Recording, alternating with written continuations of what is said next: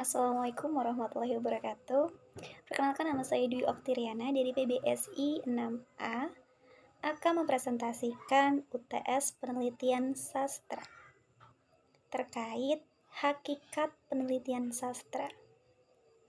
Penelitian sastra merupakan kegiatan meneliti pada objek penelitian serta sumber data berupa karya sastra dan berfokus pada masalah-masalah sastra, sehingga penelitian sastra pada hakikatnya merupakan proses bertemunya antara pencipta karya sastra dengan karya sastra yang dihasilkan. Kemudian, yang kedua, yang membedakan antara penelitian sastra dengan penelitian lainnya. Di dalam penelitian sastra terdapat 10 karakteristik sebagai pembedanya. Yang pertama, penyelidikan naturalistik. Yang kedua, analisis induktif. Yang ketiga, perspektif hilastik. Yang keempat, data kualitatif. Yang kelima, kontak dan wawasan pribadi. Yang keenam, sistem dinamis.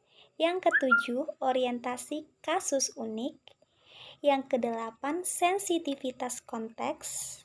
Yang kesembilan, netralitas penekanan. Kemudian yang terakhir, fleksibilitas desain. Kemudian yang ketiga, penelitian sastra sebagai penelitian kualitatif. Penelitian sastra sebagai penelitian kualitatif jika dalam penelitiannya tidak menggunakan perhitungan atau pengukuran, akan tetapi lebih memprioritaskan pada mutu, kualitas, ataupun bobot data bukti penelitian. Kemudian pendekatan ini diarahkan pada latar dan individu secara holistik atau utuh. Metode kualitatif juga memberikan perhatian terhadap data alamiah serta data yang dalam hubungannya berkaitan dengan konteks keberadaannya. Dalam penelitian karya sastra, misalnya akan melibatkan pengarang, lingkungan sosial di mana pengarang berada, termasuk unsur-unsur kebudayaan pada umumnya. Kemudian yang keempat, penelitian sastra sebagai penelitian kuantitatif. Penelitian sastra sebagai penelitian kuantitatif jika ketika melakukan penelitian melibatkan pengukuran dengan tingkatan tertentu atau dengan skala nilai. Kemudian yang kelima, penelitian sastra termasuk penelitian terapan. Penelitian sastra termasuk ke dalam penelitian terapan jika menggunakan teori sebagai kerangka kerja bagi pelaksanaan kegiatan penelitian. Teori yang sudah ada dapat membantu dalam satu, merumuskan masalah. Kedua, pengajuan hipotesis. Yang ketiga, penyusunan rancangan. Yang keempat, pengembangan instrumen. Yang kelima, pengumpulan data. Dan yang keenam, membantu dalam menginterpretasi data.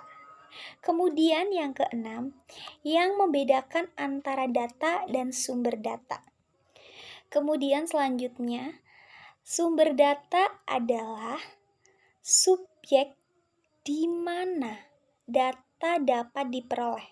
Dalam Kamus Besar Bahasa Indonesia, data diartikan sebagai kenyataan yang ada dan yang berfungsi sebagai bahan sumber untuk menyusun suatu pendapat, keterangan yang benar, dan keterangan bahan yang dipakai untuk penalaran dan penyelidikan. Jadi, yang dimaksud sumber data dari uraian di atas adalah subjek penelitian di mana data menempel. Sumber data dapat berupa benda, gerak, manusia, tempat, dan sebagainya. Kemudian, yang dimaksud dengan data penelitian adalah semua keterangan seseorang yang dijadikan responden maupun yang berasal dari dokumen-dokumen, baik dalam bentuk statistik atau dalam bentuk lainnya guna keperluan penelitian. Kemudian yang ketujuh, objek penelitian. Pada hakikatnya, objek penelitian adalah topik permasalahan yang dikaji dalam penelitian. Namun demikian, pengertian objek penelitian seringkali tertukar dengan subjek penelitian. Hal ini tentu saja membingungkan bagi para peneliti pemula, sebab definisi antara objek dan subjek riset memang berhubungan, namun khususnya dalam riset sosial keduanya tidak sama. Kemudian yang kedelapan, pendekatan penelitian. Pendekatan penelitian merupakan cara berpikir yang diadopsi peneliti tentang bagaimana desain riset dibuat dan bagaimana penelitian akan dilakukan. Dalam riset sosial, pendekatan penelitian meliputi 3 jenis. Yang pertama, kualitatif, yang kedua, kuantitatif, dan yang ketiga, campuran. Atau gabungan juga dikenal dengan istilah mixed method. Dalam analisis data, dengan pendekatan salah satu dari ketiganya bisa termasuk induktif, deduktif, atau gabungan keduanya. Kemudian yang kesembilan, pendekatan penelitian sastra terdapat 10 macam. Yang pertama, pendekatan biografi, yang kedua pendekatan sosiologis, yang ketiga pendekatan psikologis, yang keempat pendekatan antropologis, yang kelima pendekatan historis, kemudian yang keenam pendekatan mitopik, kemudian yang ketujuh pendekatan ekspresif, kemudian yang kedelapan pendekatan mimetis, kemudian yang kesembilan pendekatan pragmatis, dan yang terakhir pendekatan objektif. Kemudian yang kesepuluh, konsep pendekatan psikologis.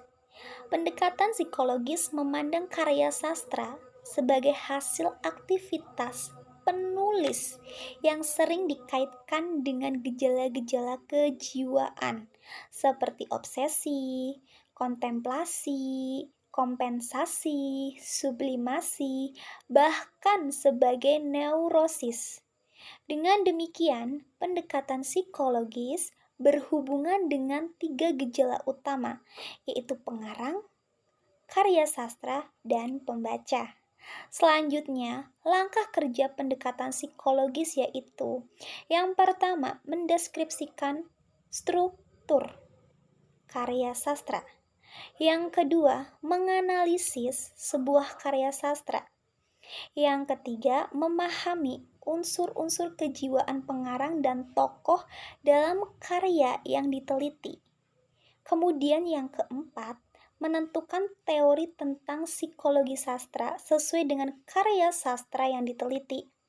Kemudian yang kelima, menarik kesimpulan mengenai keadaan psikologi si pengarang dan tokoh-tokoh di dalam karya sastra yang diteliti. Kemudian yang terakhir mengenai teknik pengumpulan data. Teknik pengumpulan data adalah cara yang digunakan peneliti dalam mendapatkan data di lapangan. Dalam penelitian sastra, kita dapat menggunakan beberapa teknik pengumpulan data yang umum dilakukan. Di antaranya kuesioner, wawancara, studi pustaka, dan observasi.